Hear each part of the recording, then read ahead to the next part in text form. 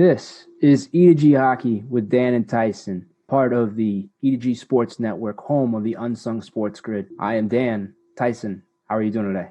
I'm doing fantastic. I just made like 4 loaves of garlic bread. It smells like a Sweet 16 in Long Island right now, so I'm great. How about you, Danny?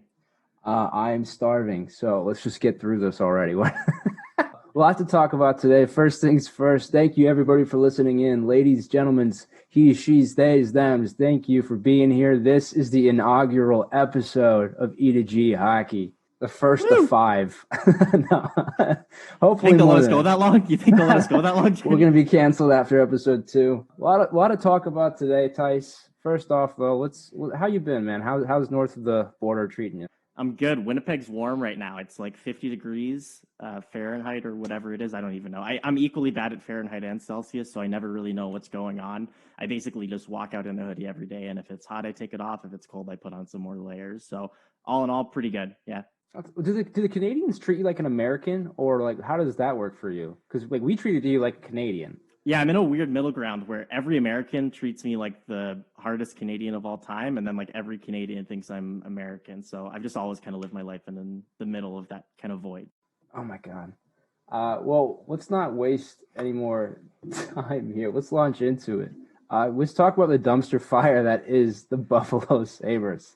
Man, I can't swear on this podcast, but if I would, I'd be going for like 15 minutes of bleeps right now. Buffalo is brutal. They're unwatchable. They're flat out unwatchable, and I feel for their fans. I hope that they don't get, they only get out of market games because your team, bless your hearts, as we say down south, is just a mess right now. Where do you even begin with that roster? Did you see that thing where all 2,000 season ticket holders denied purchase of their last game or something like that? So they started selling tickets to the public. Every season ticket holder denied their option to purchase tickets for, I think it was last night's game or whenever they played most recently. It was crazy. Oh my God. Can you imagine? I'm like itching to get back into any arena right now. You could give me, except Buffalo's, I guess.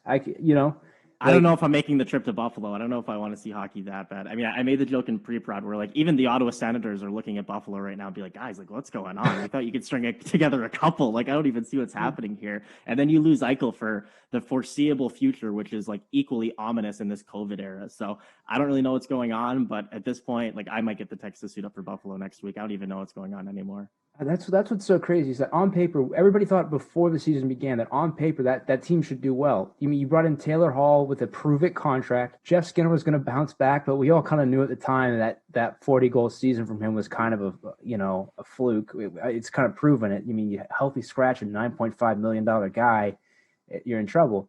Rasmus Dahlin, poor guy, he's just struggling back there. They're goaltenders. You can't even be like, well, it's their netminders. It's everything. Where do you even begin? And to your point about Eichel now being gone, is there a chance we've seen him dress for the last time? Yeah, to be honest, it doesn't sound great. I mean, Buffalo is kind of a whole microcosm of things going wrong, and just when you think it can't get worse, it does. I mean, to be honest, I don't even know who plays goalie for Buffalo at this point. I still think it's Ryan Miller. I'm living in 2013 fantasy hockey right now, so that just goes to show how great their outing has been recently. You got to think that it can only go up from here, but that's what I was saying 3-4 weeks ago, and it just seems like it can only get worse. So I think the Eichel situation is getting ominous. I don't know what a return package looks like for him, but at this point, I'm kind of hoping for anything at this point. Buffalo needs a little bit of a silver lining. Right. But look, I wrote on recently in an article when talking about Eichel, it's like when you trade Eichel, you instantaneously go into a rebuild. There's that is the piece, right? Trade Taylor Hall, 1-year deal, fine. No one's going to take the Jeff Skinner contract. Eric Stahl will go off to a contender by deadline, which is less a month away from today. It's just going to be a selling, but Eichel should be your sticking point. That's your franchise. So if you trade him, which the rumors have been going on now for 2.5, 3 years, this is the lowest it's been. You're in a rebuild, so you're not going to want an NHL ready player necessarily. You're going to want a young NHL ready player, 2 or 3 prospects, and then a ton of draft picks. If you look around the league right now, who has that ready to go? Yeah, at this point, if I'm Buffalo, like I'm moving to Regina and seeing if I can get Connor Bedard to come out on a PTO early. I mean, that kid's 16 and I would take him tomorrow. So from that perspective, I don't know what Buffalo can do. It's a difficult spot. You're trying to rebuild, but you have your older guys. You have Cody Eakin, you have Rasmus Ristolainen, you have guys that have been in the league, Eric Stahl. You have guys that have been in the league for a little bit. And, who can come in and replace Jack Eichel? He's not that old. He's not 33. He's a guy where you would realistically look to have him in your franchise for the next 15 years. So I'm not 100% sure what they do or what a package returns. You're looking at 3-4 pieces. I'm sure someone in the league could give that up. A, would Buffalo want that? And two, I just don't see how you can win a Jack Eichel trade. I have no idea how you can find a return that comes back and can replace what Jack Eichel can bring to your lineup. He's one of those special players for sure. I think looking around the league, there's a couple. I talked about it recently on E2Gsports.com on an article about Jake DeBrusk. Jake DeBrusk was scratched the other night, and then he had a great bounce back against the Rangers last Thursday, where he scored. And he they were talking about his effort, right? About it being if a coach calls you out on your effort, that's a big red flag, right? You can do positioning work, you can do offense, defense, you can handle those things. If someone says you're not trying, that's a red flag. And he came out and he proved that he can put that extra effort in, whether he can sustain that. But I said Boston is a team that has been rumored to him because Eichel's from Massachusetts, because he's a guy that the team could build around after the Bergeron era, right? People go for it. I don't think Boston has the pieces to get it. I'm not sitting here, if I'm Buffalo, my mouth watering over Jake DeBrusk, right? If I'm looking at any deal out there, I think there's two teams that can do it. I think it's the Los Angeles Kings. I think it's the New York Rangers, because they've had more assets maybe ready to go than anybody else. Quentin Byfield, Alex Turcotte for LA, Keandre Miller, Capo Caco, Vitaly Kravtsov for the New York Rangers. You have pieces that go, we can build for the future.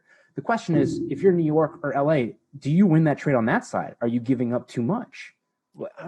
I mean, Danny, I know you're a big Rangers guy, but man, you're talking about a 1-2 punch of Jack Eichel and Artemi Panarin. At that point, you're basically going to call up Boo Nieves from the Federal League to play your third line center, because you're not going to have any cap room. So I know everyone loves to put the Rangers in every single situation, and I'm sure there is some fees. They're crazy enough to do it. They signed Panarin. I never thought they were going to do it. So yeah, I could see it happening. I could see it coming, but LA makes a lot of sense. But even them, they're a team in transition. They still have some older guys on that roster. You still have Copes. You still have Doughty. So I'm not 100% sure what you do from there, but effort's a tough thing, man. I think when you go into an effort situation, it can get tricky really fast. We're seeing what's happening with Line right now, and I think from an effort perspective, that's a slippery slope that is tough to kind of come back from in a lot of situations. Is there a sadder guy in the league than Patrick Line right now? And I don't mean, again, besides Jack Eichel and all of Buffalo, is there a guy who just looks more defeated in post-game? Talk about kicking someone while you're down. You move from Winnipeg to Columbus, which is by no means the Ritz-Carlton. All in all, I'm sure the fiber optic cable connection isn't great. His Fortnite ping is probably abysmal.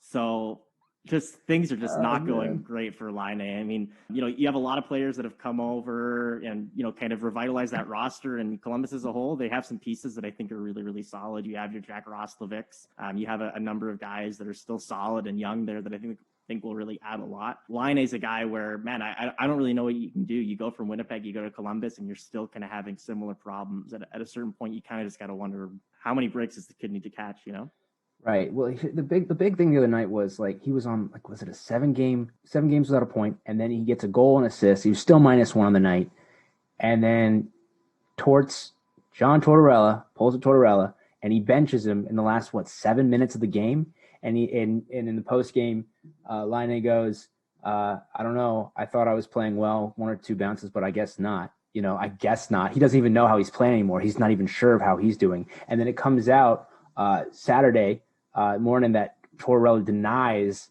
that he benched him. Well, you didn't play him, so what does that mean? I don't know, man. Torts is a joke, man. If you're gonna have a guy where Laine's coming in, and I get it, you have a certain accolade, and you're gonna treat players a certain way, but man, you have a kid that's coming over. He's struggled with confidence in the past. You're trying to get him going for your club. He's been doing okay since coming over. You got to give him a little bit of liberty. You got to give him a little bit of room. I think if you're just going to be super, super strict on, your your TOI and everything that's happening on, and actually, getting opportunities for this guy. If he's getting his chances, you kind of have to let him go. And he's still a young player in the league. I think we can get it skewed sometimes because you have your guys in that draft, even, Pierre-Luc Dubois, Austin Matthews, that type of thing, where, these guys are doing well and scoring and performing well. It takes time sometimes to build that confidence. And as you know, we've seen it with goal scorers in this league where you can hit into rough spots, and you can see times where you're not going to be putting the puck in the net. And I just think it's the wrong approach to go for a guy like that, where he needs touches the puck, he needs to be feeling it, he needs to be going, and he can't just be gripping the stick super, super tight because he feels like he's going to make a mistake, because then you make that mistake and then you're benched for the rest of the third. So I don't know, man. Torts is a joke. I think you got to give a little bit of liberty. You have a potential 50, 60 goal scorer on your line. You want him butting with confidence. You don't want him rattled, which I think is what he is right now. I think that nails it. But you got to look at Columbus as a whole and think, how many superstars, genuine superstars, has that team lost or hurt in recent years, right? You can go far back as Rick Nash wanting out, right? You can go back to, 2013, 2012? You can go back to that far where it looked like he wanted out. Look at recently, Artemi Panarin, Bobrovsky. Well, Bobrovsky's contract, it might be one of the worst in the league right now. But at some point, you kind of just got to go, it's the culture here, right? It's something else going on here. If I'm the general manager, if I'm the owner of the Blue Jackets, I'm looking at Torts saying, if you drive Line away, that's it. That's your job, because you can't keep doing it. At some point, whose name you putting on the back of a jersey in a jersey sale, right? I love Seth Jones, right? Is Seth Jones your big ticket draw? You want to get excited, and Line is an exciting game breaker, right? You don't get excited for the, I'm sorry, but I'm not turning in. I was excited to watch Columbus games when Line went there. I was tired of the Dubois fiasco, and I was like, Line's going there. Line's going to get a fresh start. He didn't like his situation in Winnipeg, whatever that was going on. He was on a certain side of a conversation that he didn't like, and he wanted out. Dubois wanted out. It made sense. But here's the problem with them. Columbus finds themselves in the exact same situation they were in with Dubois, only worse now, because Dubois was on contract for another year, right? So if you protect him, right, you still have ownership. If Laine decides to hold out again, he becomes an RFA, but with the Seattle expansion draft coming up, you still have to protect him, right? But then he may not resign. You're just in a terrible situation, and that's a bombshell ready to go off. And I'm watching it closely, but Laine needs to start smiling, otherwise that franchise is in trouble. Yeah, I think Jarmo Kekalainen has done such a great job over the year, not just in, the first and second round, but finding gems. I remember all the guys that they drafted in, the most recent years has been solid and really added to the roster assembly. But if you're looking at a team where in the last 12 months, you're, past 12 months and the future 12 months where you're looking at a roster which potentially doesn't have Patrick Laine or Max Domi on it, I think that's going to be a little bit of a tough shot. So I don't know what they have to do, but man, if you run both of those guys out of that, I'm a free agent next summer. I'm not looking at this team like it's a destination that I want to go to. I think that's a tough go, especially the Domi situation. I can't figure him out. I can't tell if he's a stellar player or a bust. I can't figure out Max Domi. I love Max Domi. I mean, he's so dirty, like great style on the ice, sick player. I think from that perspective, I mean, I was surprised he didn't make it in Arizona. I was surprised he didn't make it in Montreal. I thought they were great fits there. So I don't know what's going on. I mean, he's a great kid from any interaction that I've had with him or heard from around the league, everything like that. So I don't really know what's going on there, but it seems like something's not working and it's not fitting. And on a team where you look at that roster and you feel like they could really use Max Domi, now you're telling me they're shopping them. So I don't know if that's a Columbus thing, if that's a Domi thing, what's going on, but it's not looking good. Well, if they keep trying to play him at center, he's not a center. He's a wing, right? Montreal made the same mistake. They played him at center. He's not a center. Montreal didn't have good centers. They put him at center. I don't get it. I mean, he had an incredible rookie season in Arizona. Really special. We all were like, he's got his father's like tenacity with hands, man. The guy can skate, the guy can play, chip on his shoulder, kind of like that Kachuk kind of vibe to him. Type 1 diabetic, nice guy. It seems he's just a well-rounded player. I don't know. He's just someone who should be succeeding wherever he goes, and I don't like this. I remember writing an article a while ago that like he's going to be a top free agent if that's a guy you go after, right? Not just for that, but imagine being able to get his father in the stands pulling for you, right? The team's down, you got Ty Domi and the fans in the stands cheering you on. It's an instant like momentum shift. The guy is a walking, I don't know, just a catalyst for more. And I don't understand what Tortorella is doing down there. I think I got to blame coaching again. You can't figure out how to use him. That's on you, I don't know. I think Domi's a player that has a lot of swagger. I mean, like you look on his Instagram, he's got a ton of tongue emojis in there. And for me, like that's my go-to move. I'm a big fan of that as well. So from, day one, I've really been rooting for Max. But, you look at players at similar ages. You have a Mitch Marner, which to me, they kind of came in with similar potential. Mitch was drafted a little bit earlier, but Max is that really similar style to whereas you have that. To me, I don't really think he's a center. I see a really tenacious, as you said, gritty, skillful winger that can really, get pucks in deep, circulate the puck, get some movement, bang some guys up and then pot some goals too. So I see one guy in Toronto who's having a lot of success in Mitch, and then it just seems like Max can't get it right. So I don't know what's going on here, but they got to figure something out. And so, similar to Eichel, man, like I just don't see, if you move Domi again, rather, what that kind of looks like and how you win that trade. But at this point, it seems like there's this kind of, he needs a spot. He's becoming Alex Galchenyuk really, really quick, which is not a good spot to be in. Well, you look at Josh Anderson's success in Montreal, really buying into the culture there, really a part of it, really, even when he's not on the score sheet, he's making an impact, right? And is it safe to say that Montreal's already won that trade? I didn't like the contract. When they signed, Anderson was coming off that injury, and they locked him up, what was it, 6-7 years? And they were like, this 5.5, I think it was. I was like, this is crazy. But he's playing well. He's making an impact. Has Montreal won the trade already? Yeah, Montreal's always been a little bit of a mixed bag to me. It seems that if, unless you're French, Russian, or can hit, you're not going to make it to Montreal. And it seems like that's a really tough spot for a lot of other players. So we've seen a ton of skill guys, be it your Mike Barrows, be it your, Max Domis, who've come in and had good success. Max Pacioretty, another one where, you do well and you perform, but it just never seems to be enough. So, you can look at it and you can say, yeah, Josh Anderson's playing great. He's solid, big waiver wire pick right now. But from a lot of other perspectives, I don't know. Like they definitely won that trade, but I keep on holding out that Max Domi is going to come out and score 70 points next year. And I've been saying that for however many years. So He has the ability to do it. I don't know if it's line mates. I don't know what it is, but it seems that he just can't really find a good spot to be in. So I don't know. I really don't. That's a sad one. Where are we at next? Where are we heading to? You want to go Tom Wilson?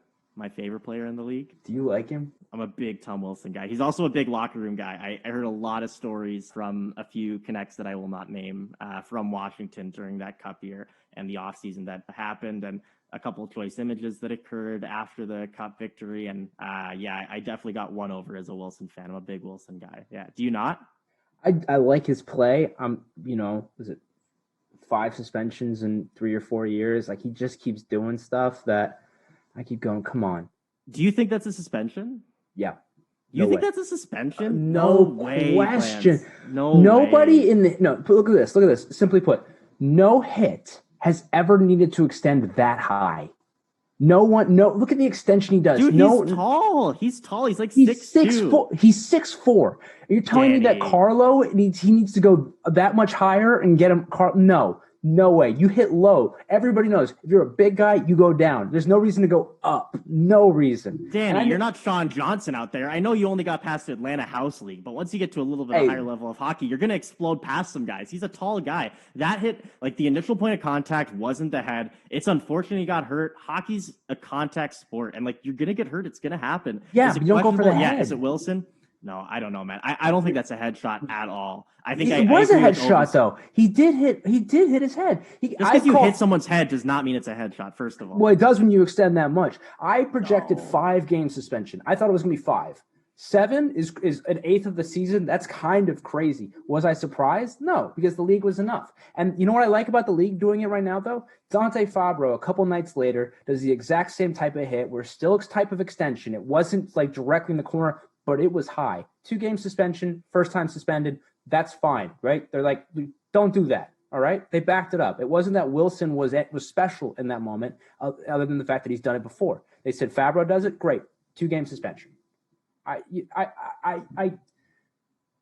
love Wilson because I think he's a less scummy Marchand. Like Brad Marchand hasn't gotten a suspension in 3 years, though. I will acknowledge and say that, right? But he brings that X factor to a team that you just need. And I'm not a big Marchand fan. I like Wilson in terms of I like putting him on a line with Ovi. I like him when he's like that line is fantastic and just fun to watch. His game's fun to watch. But I'm sure Wilson's the type of guy that you would meet and you're just like, man, what a nice guy. I'm having a good time. But I just those hits piss me off. Frankly, the hit pissed me off. Yeah, I mean, we could go into a whole podcast about Brad Marchand. I mean, he's my favorite Twitter follower right now, and then he's pretty good. His mentions, but outside of that, I think that's a hit from the league where, man, like I think that's a hit from the league where you're just looking at it as Tom Wilson, and they're like, come on, like you just can't do this again. Like this just keeps happening. Is it unfortunate? Yeah. Do I think it's intentional? No. Like, is he really supposed to extend that much? Like yet to be seen. But man, you're going in at that speed, trying to finish a hit. Your hands have to go somewhere. They're not going to tuck in. Like I'm not a Russian gymnast right now. So I think if you're going through a position like that, it's going to happen. I think the league is also sick of it, and that's why they're giving out a hefty suspension. So is it something that you want to see? Definitely not. But man, I think that's inevitable. Ovi had a really good quote on it, which I won't repeat because I won't do it justice. But it's really similar. Yeah, go do it. Okay, what did he say exactly? And this kind of Ovi called it kind of a joke. Yeah, flat out said kind of a joke. TJ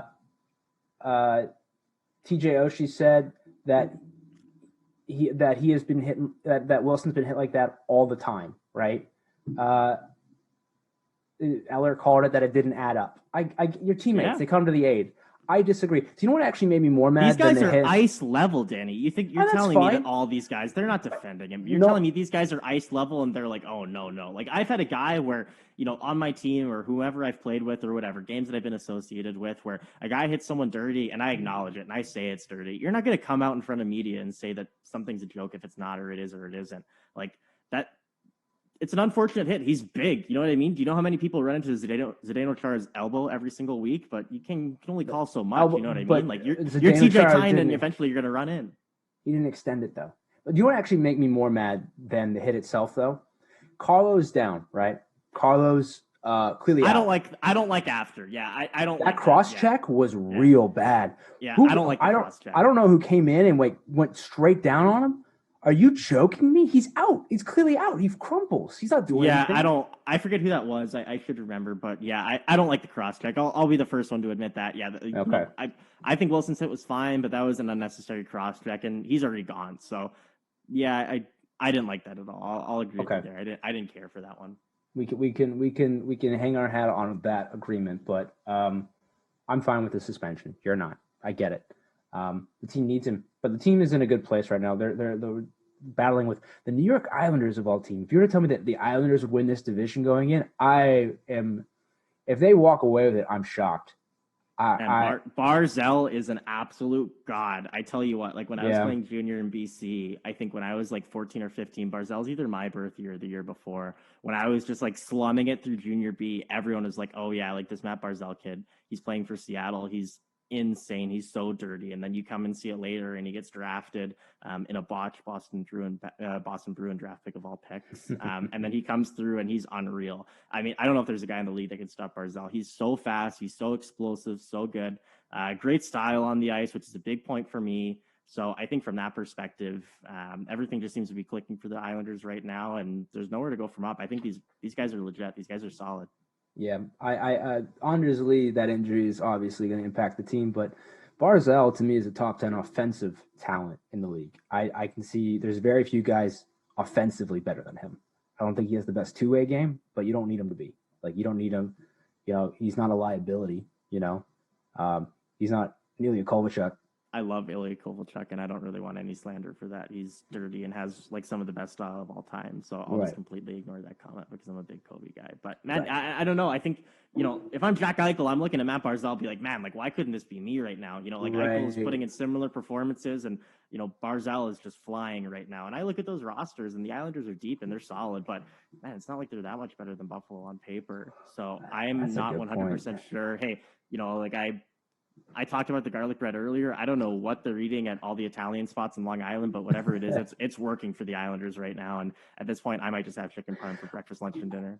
I don't know who I heard this from, but tell me if it was you at one point. But I remember hearing one of the biggest downsides for them playing at Barclays is the commute, and that the practice facility was out on Long Island, but they had to come in for games in Brooklyn. But the team only compensated for their travel one way, so they had to either drive in or take a train out, and it was only covered by the team one way, something weird like this. So the guys are just leaving or coming tired each night, and it wasn't a good situation. I just remember being like, that was the biggest side. Like the players just hated playing at Barclays. I mean, it's the worst arena in the history of hockey. It wasn't built for it, clearly, but I just remember hearing it but now that they're out, they're back at the Coliseum, like things are clicking. Yeah, I mean, it's even more impressive how good Barzal's playing. I mean, at this point, James Harden is probably leaving leftover buffalo wings in his stall, and Barzal just brushes them off and scores 4 the next night. So obviously not a hockey arena. Like they built that for basketball. So I don't know the commute thing. I think that's true. They practice out of, I forget the name right now, but yeah, it's in Long Island, and then you have to go back to Barclays. So it's a little bit of a trek. I know that's a tough thing. Every single Islanders fan will always tell me about this new arena that they're building in 2036 when I'm going to be 50 years old. So I anxiously await that. But at that point, you're going to be drafting Matthew Barzal Jr. So good luck with that. I just remember being like going out to Long Island for the first time, and I'm sorry to all you Long Island listeners, but I'd being like, do they have internet out here yet? Like, has it caught up? Like, what's going on here? Like, I had the worst phone reception in my entire life out there, and I just felt like I was in the 1980s again. Do you remember that bagel guy from like 2 years ago? That like really short dude from Long Island that got really upset at that bagel shop. Do you remember seeing that? No. Oh. Yeah. Do you remember that guy? Yeah, yes. That guy was great. Where he was super rattled. He's like 3 feet tall. Then he was just like chirping all these girls for like not wanting to date him and everything like that. I love that guy. I'm convinced that he's put up all the cell towers for AT&T because those things are like 2 feet tall, and I've gotten like 1 bar at best out there. I swear to God, you try to FaceTime, it's looking like a Nokia right there. So I don't even know. But classic guy too. If we can get him on, I would take him on every day. He's doing appearances though. He was like 2018. He was on stage with like Ja Rule. He was going. All of the Islanders hate us right now. All right, Vinny, I'm sorry. My bad. Speaking of reasons to hate us, let's talk about Artemi Panarin, something else the Islanders missed out on. Let's jump over to that real quick. Artemi Panarin's back. Artemi Panarin's playing.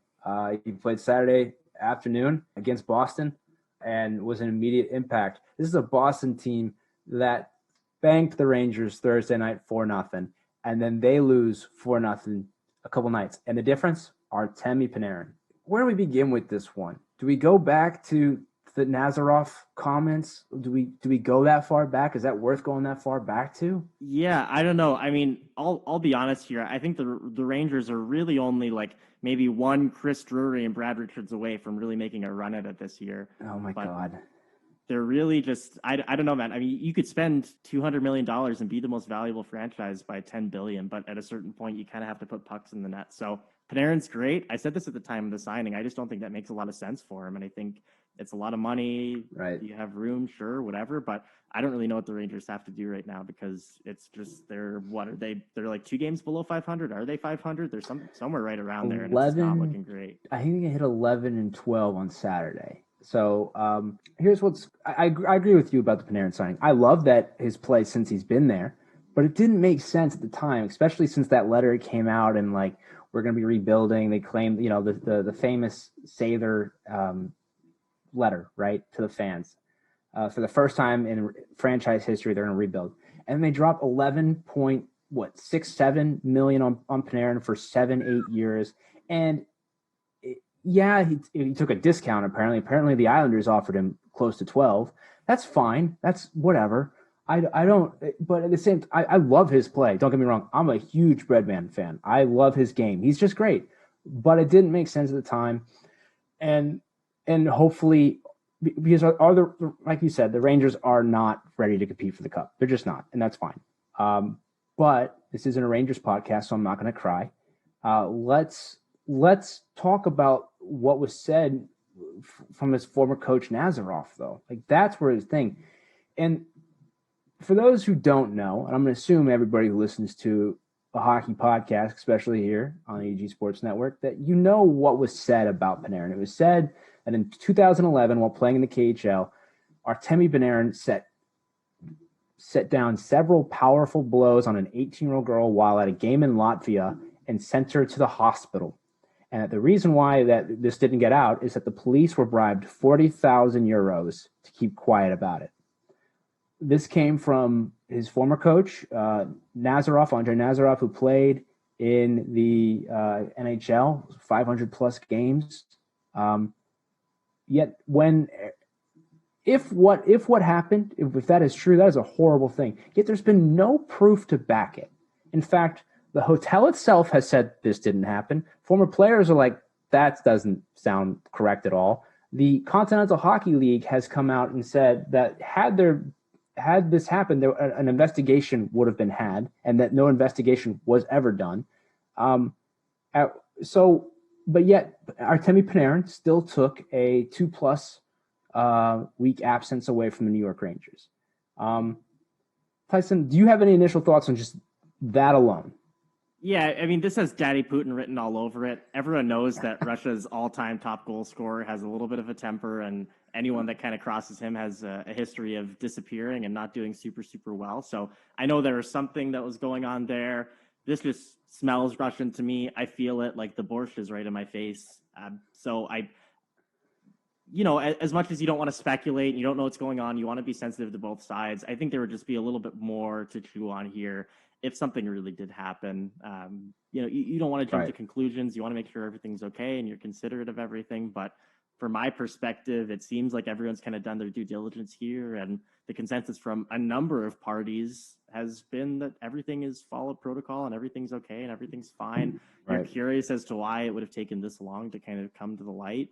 So I don't really know what to think. I think it's always a little bit murky when you involve that international waters. You don't really know what's going on. And especially in Russia, they just kind of follow their own rules for the most part. So you kind of hope that everything's okay, but I don't know. It seems to me like there's nothing there, and they're really just trying to push this a little bit. I just can't imagine this story. I can't have anything to resemble this off of. We've heard of tragic, true stories over the years, but this just seems. And to gain political favor, how does this gain? I don't know. How does Russia work? Like, what do you do? Does anyone know what Russia does? Like, to be honest, I'm not 100% sure. All I know is that, like, every couple months, the USA seems to mail me a stimulus check, and I don't know where it goes, what happens. Like, all of a sudden, there's just a little bit more, like, chips and dip and, like, salt and vinegar chips in my pantry, and then I just kind of go for it. So, to be honest, I'm not the number one person to be talking to about, like, the global political scope of everything that's going on and interpersonal relationships between hockey players and diplomats, but yeah, I don't know. Like I said, Russia's a little bit murky, man. One time I went to the Ukraine, which is like, I think just like Russia Lite. It's kind of like when you get a free version of an app on the App Store. And I landed in the Ukraine, and within maybe 2 seconds of getting off the plane, this large dude, who I can only assume his name was like Igor or Petrov or something, he came up to me and he had a scar. I'm like not even kidding, from like the top of his forehead all the way down to like below his lip. And he's like, "Hey, do you want to like get in a cab?" He didn't say it in that voice. He said it in a Ukrainian voice. "Hey, do you want to get in a cab?" And I was like, "I'm 100% good. Like, I'm super solid. I think we're just gonna walk to the hotel." He's like, no, get in the cab. You come now. And I was like, I don't think I want to. And all of a sudden, I'm just thinking like, all right, go back to Liam Neeson. Like, I've seen Taken. I didn't see the second one. Is there information in the second one that could have led me to kind of solve this problem a little bit more? And this guy just followed me all the way through. And then we just ended up getting into like a different cab with like an equally sketchy bald Ukrainian dude. And like everything turned out okay, but I don't know. I think at the time I didn't really trust anything. So for the most part, yeah, I don't think Panarin did it. Yeah. I wish I could hear that story in reverse again, just in reverse, but with the entire way with the Ukrainian light accent. This is not about hockey, but this is about my frustrations with the cab driver real quick. I remember arguing with a cab driver. I was flying into LaGuardia. It's going back to Queens, and I lived in Queens in the story at the time. I tell the cab driver where I was going, and I say Astoria, and he goes, and he didn't like that it was only a short distance. And he goes, there's a bus, right? I was like, Daddy, you're a cab. That's going to be the title of your autobiography. There's a cab, right? And all of a sudden, like, I've just flown. I just had a walk through LaGuardia, and like you've just come back from vacation, from leaving New York, where the stress has finally left you, where you don't feel like you have to tackle somebody in any minutes. And I could just feel that voice creeping up from the back of my neck, like, "Don't do it. I'm back into it. I'm back into it." And I was like, "Yeah, I'm aware, but you're a cab, right?" And Chelsea my wife just grabs me like, "Thank you so much. Thank you so much." And then he took the long way. He just took the long way back. Like, I know my exit, buddy. I have a lot of run-ins with cab drivers. Have you ever gotten to a cab and then the guy's like, "All right, like which way do you want to go?" And I'm like, isn't this your job to like just automatically know the fastest way? Right. I swear, New York cab drivers, I've had a number of run-ins. Have I told you my top story from high school of my run-in with a New York City cab driver? Okay, so it was a Halloween party. I think this is my senior year. This must have been like 2013 or 2014. This is my senior year in high school. It was a Halloween party. So what is that? October 31st. I was wearing a similar shirt to what I'm wearing now. I went as a tablecloth because I was very anti-Halloween. That's not important to the story, but I wanted everyone to know. So whatever. I had a few beverages. I went like 6-0 in beer pong. I banked a bank shot like pretty well. So I was feeling myself. Whatever. 12:30, 1 o'clock rolls around. I'm 17. As anyone that kind of lived in New York or has been there for a while, at the end of a night, you kind of split up into where you're going direction wise. So any groups that are going east will kind of all go together, west, et cetera, et cetera. So I was going home with my one friend, Andrew, whose name I'll mention because he's not currently in prison for these charges, although I believe they're still pending. And we get in a cab. We're going upper Manhattan. I was maybe near Union Square, so around like 14th Street, and I'm going all the way up. My apartment at the time was 92nd in York, which is pretty far up Manhattan. Yeah. Pretty far up Manhattan. And I'm feeling pretty good. I had a number of different drinks on me, but it's a lengthy cab ride. Like this is probably 80 blocks or whatever. And so I get in the cab. Around like 32nd Street, I'm feeling okay. Once I get to Times Square, I'm like, all right, like I'm not feeling great, like, but I can do okay. Get to like 62nd, I'm like, all right, like I'm gonna throw up tonight, but I'll probably make it home. By the time I get to like 70th, 71st, I'm at the point where, all right, I'm gonna throw up now. What's the most discreet way I can do it? So immediately, in my kind of drunken stupor, I look to my left.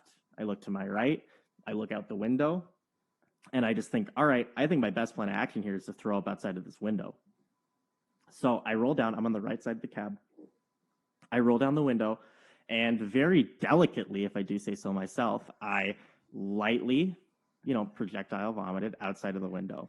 Pretty easy, no big deal. In my mind, I just did like a quick turn, go back. No one even noticed. It was like super cool, nonchalant. In retrospect, I don't think I executed it with that type of precision. All of a sudden, the cab driver stops the car, slams on the brakes, turns around. He's like, "What are you doing? Like, what are you doing? Like, what's going on? Like, get out of the cab, get out of the cab, get out of the cab." And we're just like, they're stationary. It's me, this cab driver, and my friend Andrew. We're there stationary, and all that I just keep thinking I'm slumped over. He just says, "Get out of the cab, get out of the cab, get out of the cab." I see the handle to the door, so I'm thinking like, all right, like he wants me to leave. Let me get out of the cab. So I open the door, whatever, start walking home. I'm on like 74th, 75th, so not that long of a walk, a little bit of a walk, but like I can walk home from there, no big deal. So I walk whatever, 10, 15 blocks. All of a sudden, I'm just walking. I hear my phone, in my pocket. So I pull it out. It's Andrew. He's calling me. So I pick up the phone. He's like, "Hey, man, what's up?" He's like, "Where are you? Where are you?" And I'm like, "Oh, I'm just walking home. Like, where are you? Like, what's up? You want to hang out?" He's like, "No, like after you threw up in the cab, like the cab driver like turned around and like threatened to, beat me up if I didn't give him money. So I punched him in the face and I ran away." And he's like, "Yeah, like the cab driver got really mad when you threw up on the window and didn't pull the window down and threw up all over the entire cab." And at that moment, I looked back and realized that maybe I didn't have the exact precision that I would have hoped that I had. And so then I'm like, "Damn, that's crazy. Like I'm almost home now. So, like what's up?" He's like, "Yeah, like I'm just hiding like behind a dumpster right now. Like after I punched him, he got back in the cab and he's chasing me through the streets, but I think it's fine." And I'm like, "All right, like cool. Like I'll see you later." So I hung up on Andrew. I, looked at my phone. It was like 12:30, whatever. I think at that point I had to stop walking, text my dad that I was like out studying with friends so he wouldn't be worried. And then I walked home, threw up a couple more times, and had a great night. So all in all, yeah, that's why I'm no longer allowed to take taxis in New York City. Do I slow clap now? What do I do? I don't know. What if we just It's a ended good the story. What if It's a we good ended the story. podcast on that? That'd be a great way to go out. My God, It's a good story. that's a great story. Is this a hockey podcast? What did we decide? By the way, this is E2G Hockey. Just a reminder, E2G Hockey with Dan and Tyson. That was Tyson telling you that glorious story of why it's a bad idea to puke inside a cab in New York. God bless you, Andrew, wherever you are, whichever prison you're in or in and out of. I don't know. But this is E2G Hockey on the E2G Sports Network, home of the Unsung Sports Grid. Let's segue now, if we could do that, and talk about Jordan Binnington, because that's something we wanted to talk about, but we had more fun talking about our Cavs and Ukraine Light. Can I hear that story? By the way, at one point, I'm going to make you tell that story of you throwing up in the cab in that Ukraine accent. I think that's what I want for my birthday. So I think the cab driver was Ukrainian, so we can definitely make that exception Perfect. for sure. I think Absolutely. that should be good, easy. What do you think about the Binnington deal? It's a tough one. 36 mil, 6x6, right? And the first 3 years come with a no trade clause, and the next 3 come with a modified no trade clause. If you were to look at, man, it's tough. Okay, he got rewarded for that incredible Stanley Cup playoff run. He played incredible in that run, no question. He's a rookie, playing incredible. I love that he thinks that he deserved the Calder over Pedersen. That's still hilarious to me. Because, yeah, you had a great, all in all, great season as a backup netminder behind Jake Allen and an incredible, and you won the starting job. Congratulations. But Elias Pettersson is Elias Pettersson. Moving out of that, he was named an All-Star the next season, and then he had a terrible first-round exit, like a 4-point-something goals against average, and then he's into this season now where he's played well, and he got a raise. He got 4.4 by 2, 8.8 million for these last 2 seasons, this current season and last. I get it. Binnington's, is he a number one netminder? I think so. Is he as good as Markstrom is? Because this is the exact same deal that Markstrom got. That's my question. Yeah, I think, first off, I didn't expect Jordan Binnington and then Devin Dubnyk to have a better fight this year than Conor McGregor did, but I guess that's kind of just sums up how zany of a 2021 and 2020 we've had so far. But I think every time you see this, every time a team wins a cup, where they get a little bit of rose-colored glasses when they're handing out deals, especially money. So, is it maybe dollars and cents a little bit more than what Jordan Binnington may be worth? Yes. Did you win a cup so you don't care a little bit? Yes. I think, and a number of teams that I've talked to in the last, however many months, everyone kind of knows that gone are the days of Bobrovsky and Price getting these 8, 9, 10, $11 million contracts. Goalies aren't getting that anymore. I think Bob and Carey were the last ones to get anything like that. So this is what you're going to be looking at for, the starting goalie, where you're not playing 70 games anymore and your backup's playing 15. You're looking a little bit more of like a 50-30 start, right, some type thing. So is it terrible value? No. Could you have saved a little bit more? Yeah. Do you kind of not care because you won the cup, recently? Yeah. So it's not the best. I'm not super mad at it. I think St. Louis has bigger issues and bigger fish to fry. And all in all, it's not terrible. I don't know. That's my problem, though. You're right about there being bigger fish to fry. That's my thing.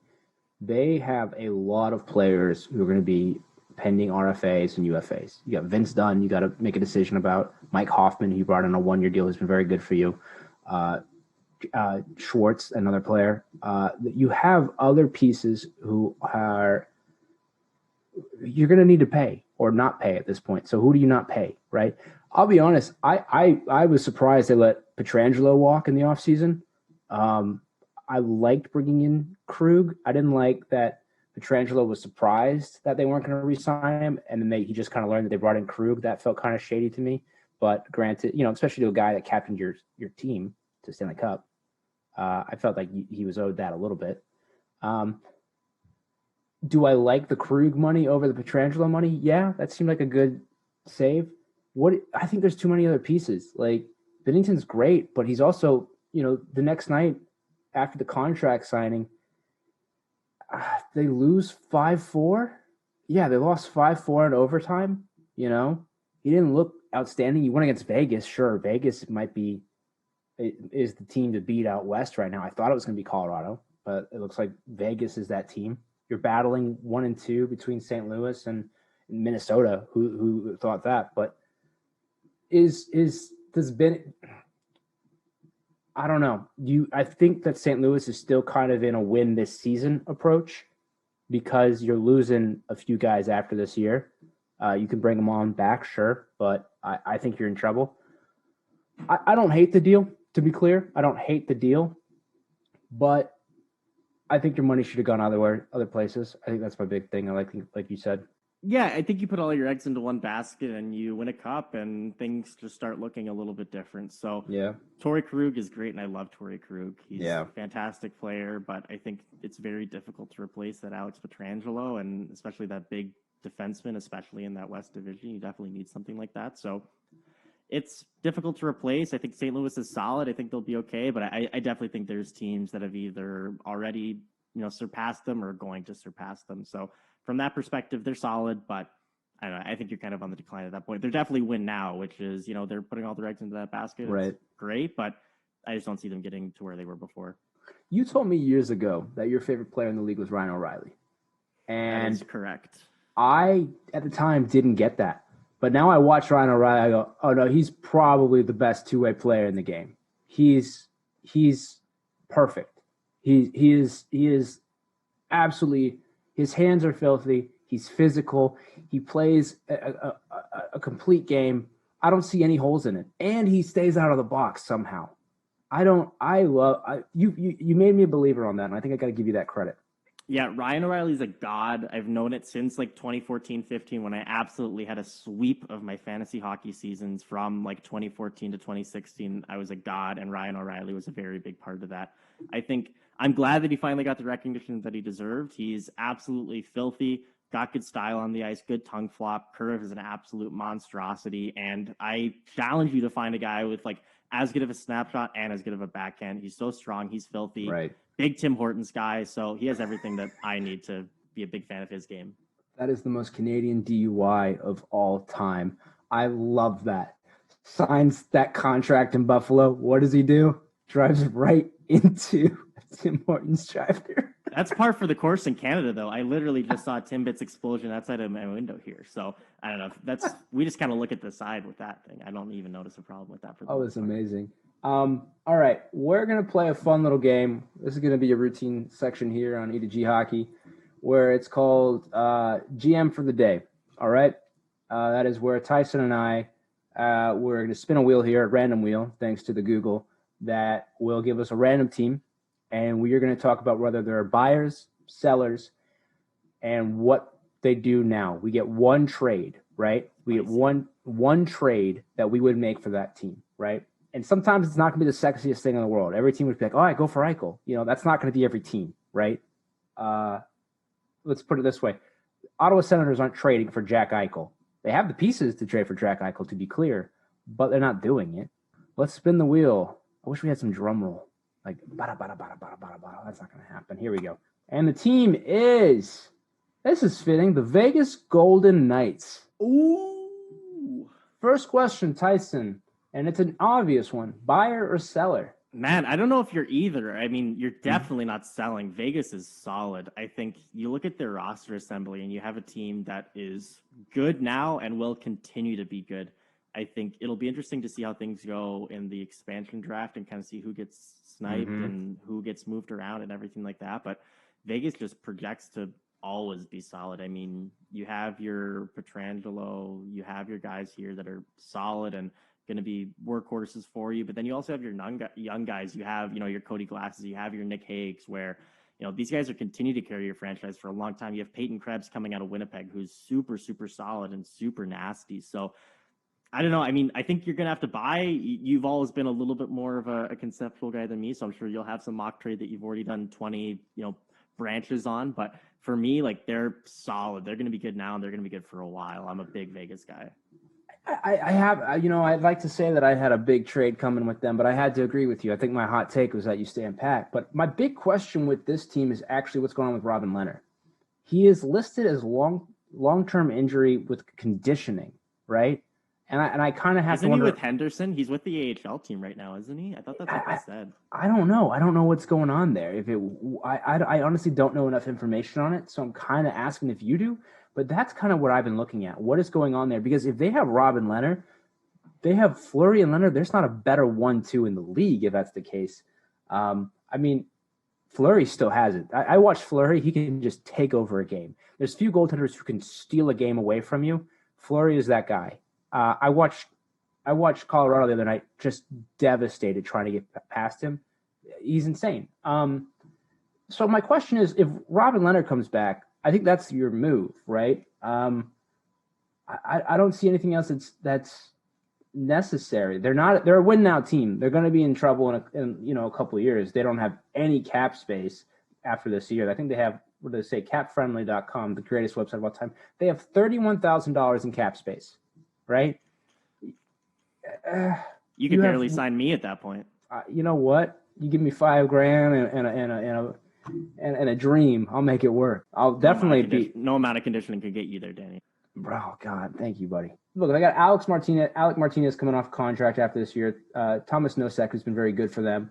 They have to win this year. I think they stand pat. I think you're right. They're not a buyer, they're not a seller. They need Robin Leonard back, and they have that best 1-2 in the league in goaltending. End of story for me. Yeah, it's a dirty team. Best buckets in the league too. Sick helmets. Oh my God, I actually can't stand them. I like the jerseys, hate the helmets. Next team. Tons of fun in my ear. Oh, Anaheim Ducks. Ooh. Can I bring Corey Perry back? Which Corey Perry are you bringing back? I'll take any of them at this point. What are your initial thoughts when you think of Anaheim Ducks? They're in last place in that division. I think they're 8 wins, 14 losses, I heard today. Yeah, Anaheim's a team where, help is coming. You have your Trevor Zegras, you have your Troy Terrys. You're going to be fine. I think it's a team that spent a lot of time kind of in the middle of things. You saw them on their runs in 13, 14, 15, and you have a decor that's getting a little bit older. You have your Getzlaff that's probably going to be out of there pretty quick, and then you have young guys that are going to replace that. So am I the most concerned if I'm a Ducks fan? No. It's probably going to be a little rough for the first little bit here, but I see a team with a ton of offensive fun. They may lose games, but they're probably going to lose 5-4 instead of 1-0. So a team that is okay, solid. I don't know. Is there anyone on that roster that you try to move, Danny? Yeah, I think there's a few people. First off, Ryan Getzlaff, 35 years old, last year of his contract. I would not be surprised if we see him somewhere else going for a cup. I think he's someone who still produces, still is an impact player. And I think if I'm him, I'm asking, hey, I'm 35, last year, having a rough season, 11 points, 26 games on a rough team. I think you're asking to be, retain cap as out of respect to the player who's done a lot for your franchise, was a part of your cup team. He was a rookie, but he did it. You think he cares? You think he wants to leave? Why would he want to? I mean, he already has his cup. At that point, once you get used to wearing flip-flops to the rink every day, I don't know if you ever want to change that. I'd like to think that he still has that bite, that he's ready to go. I've seen his name pop up. I'd like to see him. Where would I like to see him? Who could use him?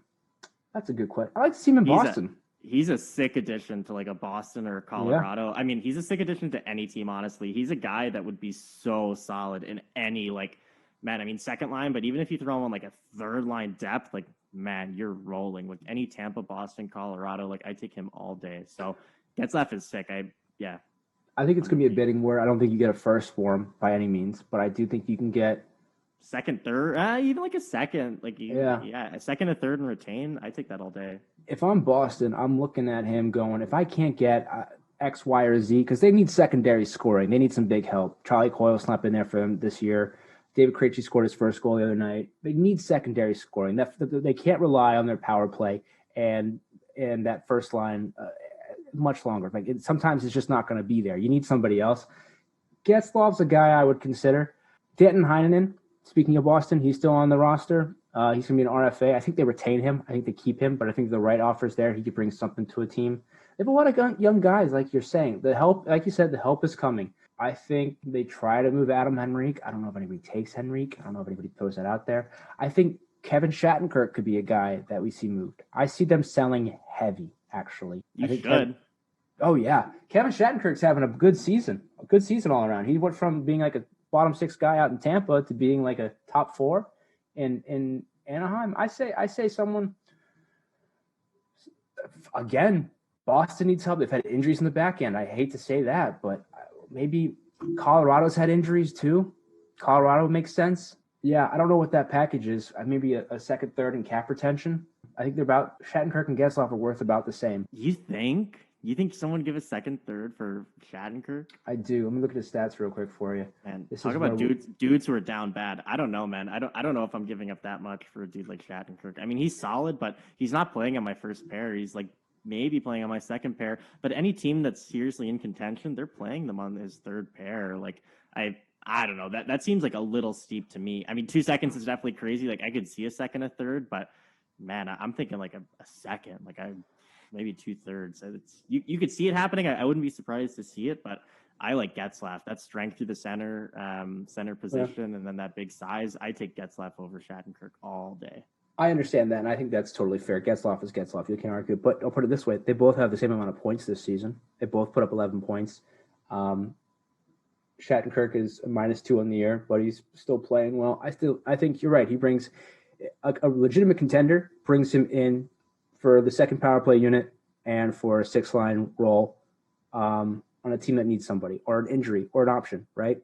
He won a cup last year with Tampa, had great season stats last year. He had 34 points in 70 games last year for Tampa, 13 points in 25 playoff games. It's great. I think he can still bring something to a team. He's got a contract that you're willing to eat at 3.9 for another 2 years after. I'll eat that. I think you're paying for a better contract on something that you can need, especially if you're really making a legitimate push. I think I imagine him staying out west for some reason, though. That's what are my thoughts there. All right. Any more thoughts on Anaheim before we spin the wheel? Let's do one more. No, let's spin it. I'm ready. Okay. One more spin, folks. What do we got? Interesting. Arizona Coyotes. Ooh, how long could I talk? I will give you the wheel. Where do you feel about the Arizona Coyotes first and foremost? Yeah, I don't know. Who plays for Arizona? Do they have a team still, or they finally moved to Montreal? I genuinely don't know. Like, I'm not even kidding. Who are their top 3 leading scorers right now? Let's see. They still got the human hot dog himself, Phil Kessel. Let's see. He's got 17 points in 27 games this season. They're still doing Clayton Keller, who I am big on. Clayton Keller has 21 points in 27 games. Really great numbers. Young guy, Boston University guy. Christian Dvorak, you have Garland, you have Derek Brassard, Oliver Ekman-Larsson still here. Antti Ranta's playing well. Antti Ranta's gone. Yeah, I don't know. This whole roster just kind of sounds like you're playing NHL career mode, and like you're like 7 years in, and all of your good players have either traded or you traded all your good players for one guy, and now you just kind of have some scraps left. It's good, but what are you going to do? I mean, I don't even think OEL came back from that injury. I know he's been kind of a little bit of a mixed bag.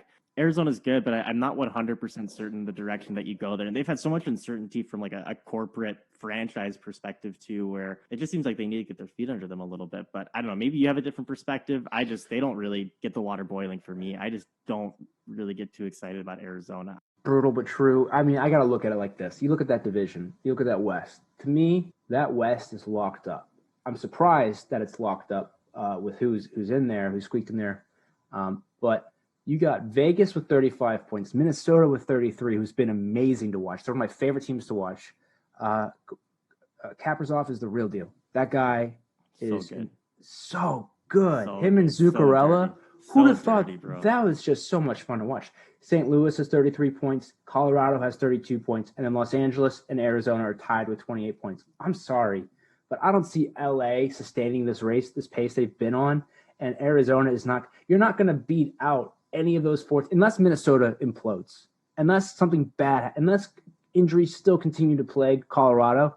There's no way that you're beating Colorado, St. Louis, Vegas for those top 3. And Minnesota, if they keep going, I want to believe in them. I enjoy watching them. They are fun. They're goaltenders. Capo Kakkonen, it's like the other Kakkonen. He's great. You have Cam Talbot coming back, the goal buster. It's a fun team. I don't see Arizona now sitting in 6 out of 8 spots. I don't see them cracking it. And if that's the case, I'm selling and I'm getting ready for that expansion draft because you're going to lose somebody you don't want to lose unless you can protect 1 or 2 players. Yeah, I just seem like, man, like Arizona's struggling now. How are they going to look after Seattle comes into the league? I just don't know. I just see, especially someone that's going to come into their conference, like they're just going to keep getting pushed and pushed and pushed. I like Arizona. Like they have some good players and they have some good depth and they have picks and they're okay. But I just don't see them moving the needle at all. Like they're solid, but I just don't see them moving the needle too much. They don't really get me out of bed at night. I'm gonna butcher his name. Who? Chikrin? Chikrin? Chikrin. He's on my fantasy team. He's a stud. I love him. I don't know. I can never remember how to say it. I've watched him play. Top 5 like hottest guys in the league too. I wasn't sure if you talked about how his looks there, and I was like, oh, he's a gorgeous man. Yeah. Think about this. He's got one of the best contracts in the league right now. Nate McKinnon still has the best contract in the league, no question. But Chikrin has 4 more years after this year at $4.6 million, only 22. You're going to have that.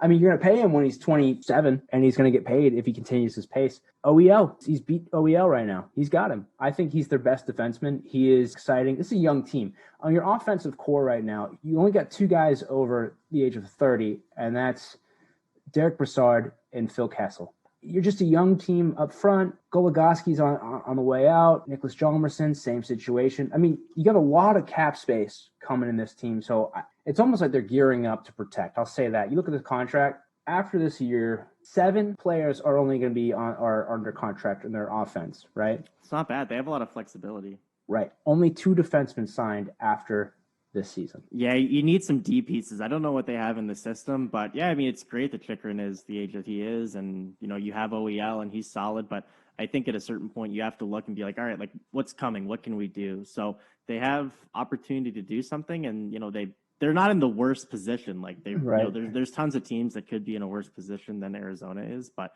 it's not super sexy for me at the moment. They just don't have a lot to come to games for right now.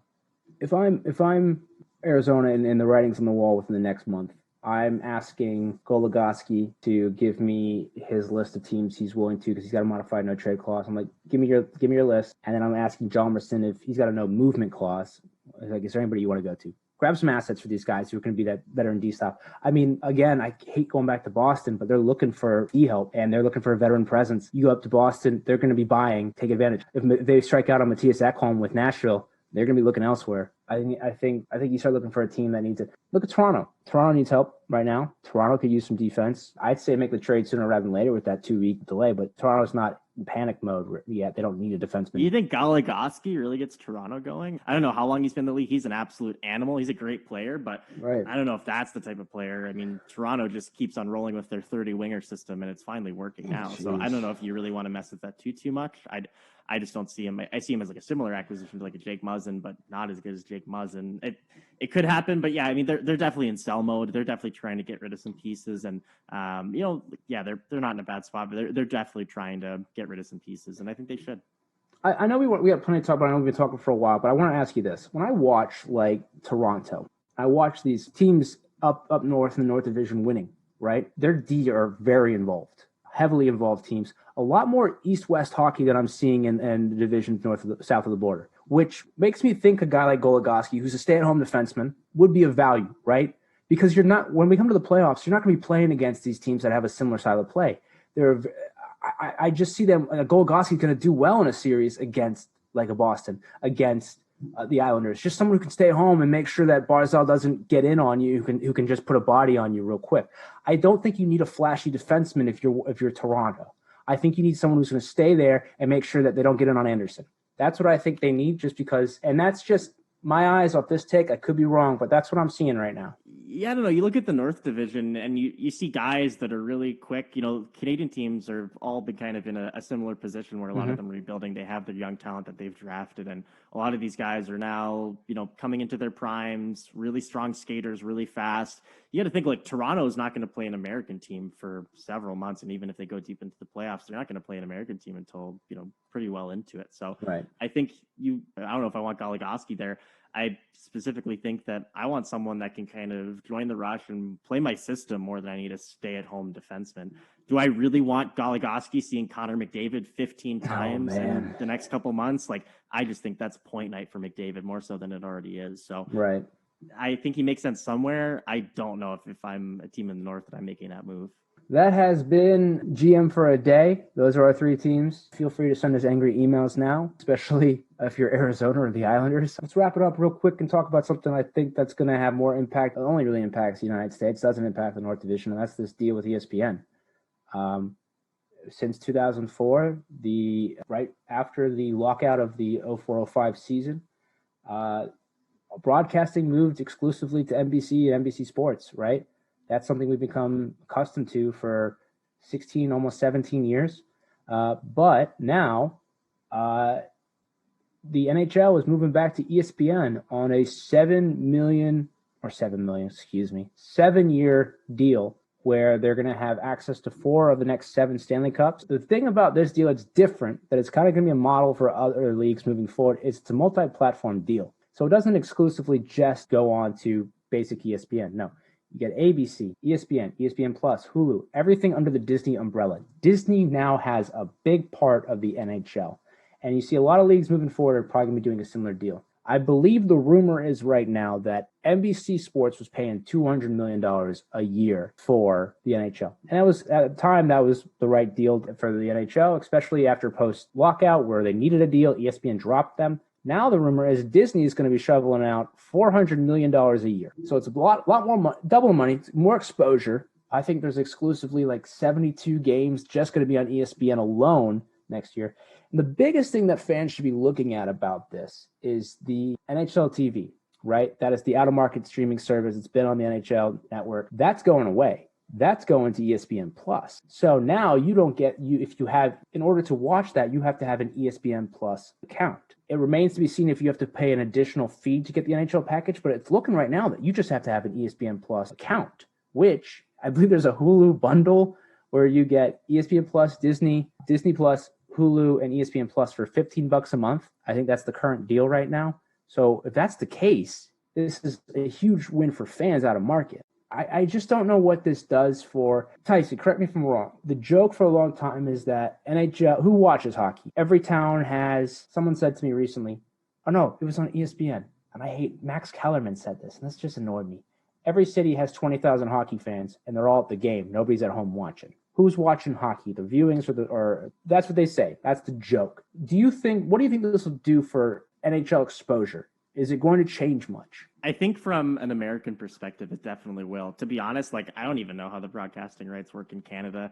All you have to do here is just stick a candle in your living room for 5 minutes and then they roll in a TV like third grade science class. So I'm not 100% sure. I'm a little bit out of the bubble, but I think the joke has always been that like, oh, ESPN doesn't cover hockey. Even Stanley Cup finals, they're barely sending everything up. Right. So I think if you look in most people's houses, especially sports fans, they probably have ESPN just blaring in the background through a large portion of the day. I think this will do a decent bit through exposure. I think this is a good time in the league to have it when you have players like your Austin Matthews who are coming in and being a little bit more flair centric and have a little bit more of personality. I think it'll be really, really good from a brand perspective. And there's a lot to bite on in the NHL. It'll be interesting to see how the league itself adapts and allows this exposure to kind of happen, or if it's suppressed. That's kind of the big thing that I'll be monitoring, if the league actually appears to be a little bit more lenient in how they approach things and having a little bit more fun and not just kind of going around the way things have normally been through hockey for however many years. So it'll be interesting to see. I think from an exposure perspective, the platform will be there. The league just has to respond to it in the way that they need to, which we'll see.